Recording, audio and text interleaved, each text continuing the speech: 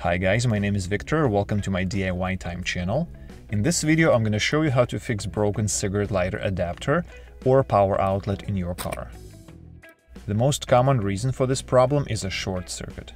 I accidentally dropped the coin inside the power socket and it touched both positive and negative connectors, causing a short circuit. To fix the broken power outlet in your car, first find your owner's manual. Second, find the location of the fuse box that has fuses for cigarette lighter and the power outlet. In my case, it's under the dashboard on the passenger side of the car. Next, remove the fuse box cover. Next, identify the locations of the fuses you are looking for.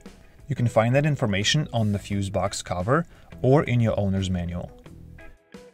In my case, I'm going to replace two 15 amps fuses in the middle row. If you need help finding replacement fuses and fuse removal tool, check out the link in the description area below. And finally, after replacing those fuses, my power outlet started working again. Alright, I hope this video was helpful, and if so, please give it a like. If not, give it 2 dislikes. Thank you for watching and have a nice day.